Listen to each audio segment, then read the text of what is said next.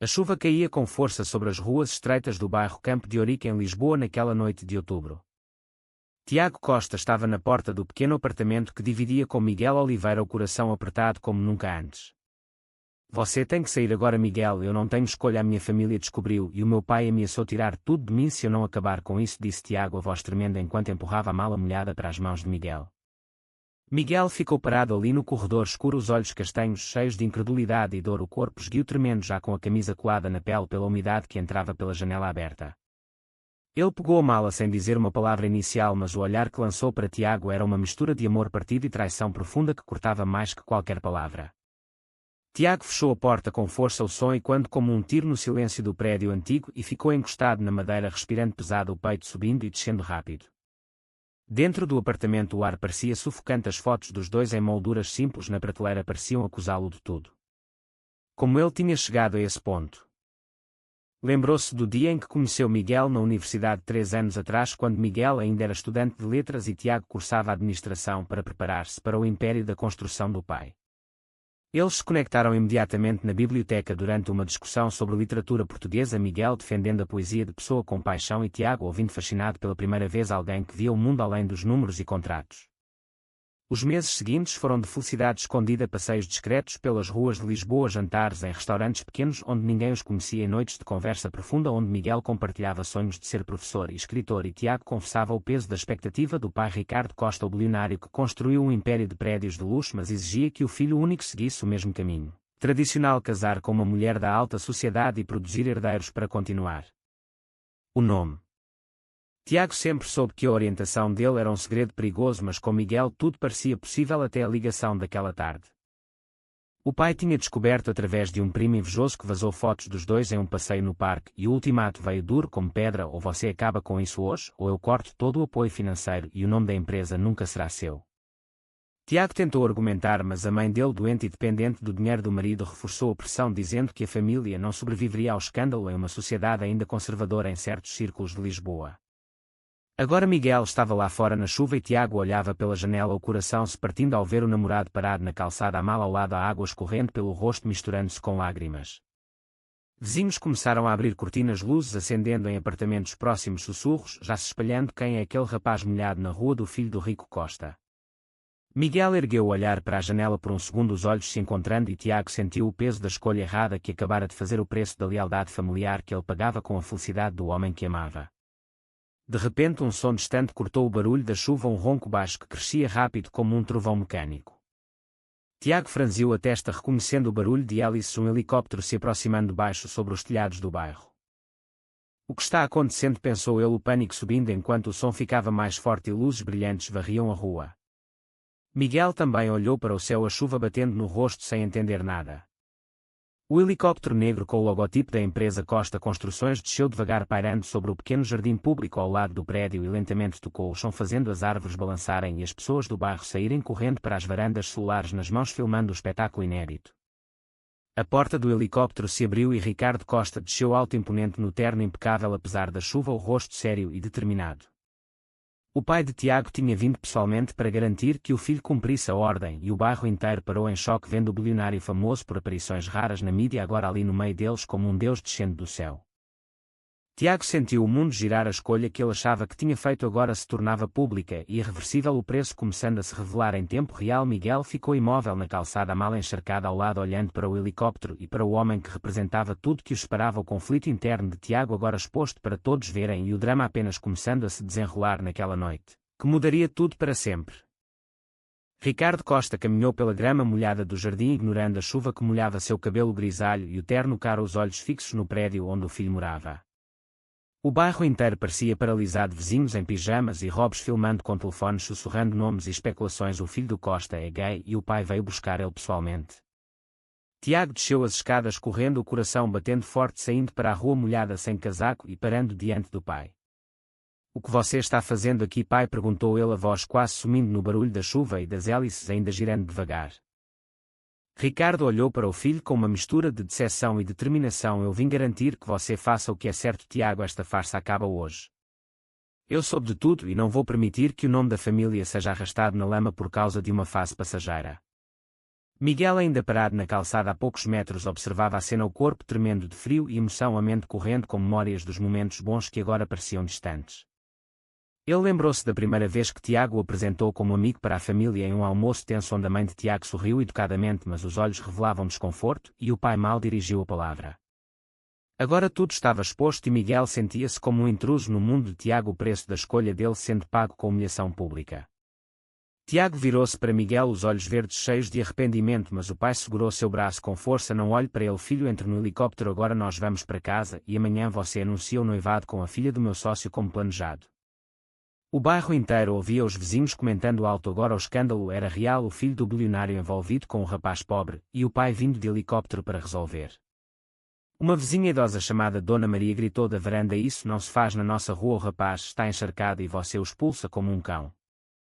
Tiago sentiu o peso das palavras, o conflito interno explodindo. Ele amava Miguel de verdade, mas o medo de perder o império que o pai construiu com suor e o sustento da mãe doente o paralisava.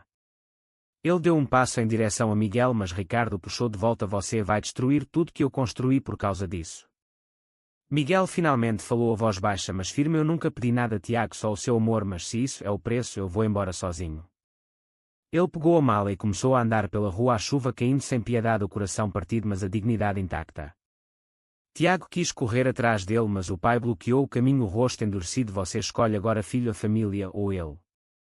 O helicóptero esperava, as hélices girando devagar enquanto o drama se desenrolava na frente de todos. Vizinhos gravavam tudo e Tiago sabia que amanhã o vídeo estaria em todos os sites de fofoca de Lisboa, o segredo que ele guardou por anos agora viral. Dentro dele a luta era feroz, as lembranças de conversas com Miguel sobre construir uma vida juntos longe da pressão do dinheiro versus o dever de honrar o legado do pai que o criou sozinho após a morte precoce da avó. Ricardo falou baixo mas cortante: eu não sou o vilão aqui, Tiago, eu protejo você da ilusão que esse mundo não aceita. Miguel virou a esquina desaparecendo na chuva e Tiago sentiu como se uma parte dele fosse embora com ele, o preço da traição começando a cobrar caro. O pai o levou para o helicóptero e enquanto subiam Tiago olhava pela janela o bairro pequeno lá embaixo, as luzes tremendo na chuva, perguntando se a escolha certa existia ou se ele acabara de perder o que mais importava na vida. No dia seguinte o vídeo do helicóptero pousando e da discussão na chuva já tinha mais de 100.000 visualizações em redes sociais e os jornais locais publicavam manchetes sobre o filho do magnata da construção envolvido em um romance proibido. Tiago estava na mansão da família em Sintra, o pai sentado à mesa do café da manhã lendo os jornais com cara de poucos amigos e a mãe dele Ana tentando mediar com lágrimas nos olhos. Você viu o que causou, Tiago, disse Ricardo batendo o jornal na mesa. Agora os sócios estão ligando perguntando se o herdeiro é confiável para comandar a empresa. Tiago olhava para o prato intocado, o conflito interno mais forte do que nunca. Ele tinha passado a noite em claro pensando em Miguel, sozinho em algum hotel barato ou na casa de amigos, o telefone dele desligado desde a noite anterior. Ele se sentia traidor por ter cedido à pressão, mas também vítima do sistema que o criou para ser perfeito. Enquanto isso, Miguel estava em um café simples no centro de Lisboa, o corpo ainda dolorido do frio da chuva anterior, o coração pesado lendo as notícias no celular. Ele se sentia exposto e humilhado, mas também forte por ter saído de cabeça erguida sem implorar. Uma amiga dele, professora como ele, ligou oferecendo apoio, mas também alertando sobre os comentários preconceituosos online, alguns chamando o relacionamento de aberração e outros defendendo o amor livre. O bairro de Campo de Ourique estava em polvorosa. Dona Maria contava a história para quem quisesse ouvir na padaria e um primo distante de Tiago chamado Luís, que sempre invejou a posição dele, tinha sido delator enviando as fotos para Ricardo por pura ambição de herdar parte do império. Tiago descobriu isso em uma ligação furiosa com o primo e o confronto veio rápido: você me traiu, Luís, por dinheiro. Luís riu do outro lado: eu só acelerei o inevitável, Tiago, o pai ia descobrir de qualquer jeito e agora você pode voltar ao caminho certo. Tiago desligou, sentindo a traição como uma facada, o preço das relações familiares tóxicas se revelando. Ele decidiu ir atrás de Miguel dirigindo o carro esportivo pela cidade, ignorando as ligações do pai. Encontrou Miguel no café e os dois se olharam por longos segundos antes de Miguel dizer: eu não sei se consigo perdoar o que você fez, Tiago, mas eu ainda te amo. Eles conversaram por horas, Tiago explicando o medo da perda e Miguel compartilhando a dor da rejeição pública. O conflito moral crescia. Tiago tinha que escolher entre reconquistar Miguel e perder o futuro na empresa ou voltar para o pai e viver uma vida de mentira. Enquanto isso, Ricardo planejava uma coletiva de imprensa para desmentir os rumores e anunciar o noivado fictício com a filha do sócio, pressionando Tiago a comparecer. O bairro continuava comentando e uma petição online surgiu pedindo respeito à privacidade, mas também havia grupos conservadores celebrando a intervenção do pai. Tiago voltou para casa dividido, o coração puxando para Miguel e a cabeça para o dever, mas a consciência pesando cada vez mais. A coletiva de imprensa foi marcada para o final da semana no escritório central da Costa Construções em Lisboa e Tiago sabia que era o momento da verdade. Ele passou os dias anteriores encontrando Miguel em segredo em parques afastados, conversas cheias de lágrimas e promessas, mas também de dúvidas. Miguel dizia: eu não quero ser o segredo sujo da sua vida, Tiago, se você me ama de verdade, lute por nós abertamente. Tiago sentia o peso da decisão, o pai tinha ameaçado deserdá-lo completamente e a mãe implorava para ele pensar na família. O primo Luís apareceu na mansão para pressionar ainda mais, oferecendo-se para tomar o lugar de Tiago na empresa se ele desistisse.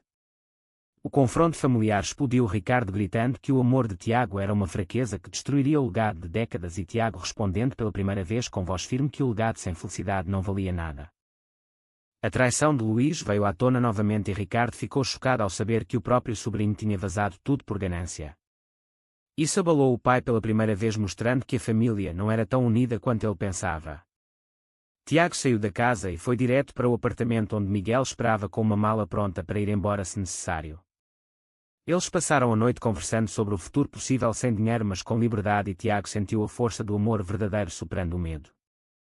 No dia da coletiva, Ricardo esperava o filho no palco, mas Tiago chegou com Miguel ao lado, de mãos dadas, o bairro, e a mídia em choque novamente. Ele pegou o microfone e disse publicamente: eu amo Miguel e não vou mais esconder isso, o império pode ficar com quem quiser mas eu escolho a minha vida. Ricardo ficou pálido, mas no fundo uma centelha de respeito surgiu. Ele viu no filho a coragem que ele mesmo não teve na juventude. O preço foi imediato, sócios retirando apoio e a mãe chorando, mas Tiago sentiu-se livre pela primeira vez. Miguel ao lado dele sorria apesar do medo, o relacionamento agora público e fortalecido pela luta.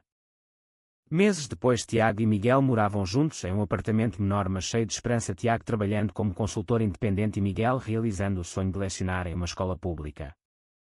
O pai Ricardo, após reflexões longas, começou a visitar os dois discretamente, aprendendo a aceitar o filho como ele era e até oferecendo ajuda sem condições. O bairro de Campo de Ourique, que viu o drama inicial, agora via os dois caminhando de mãos dadas e alguns vizinhos mudando de opinião com o tempo.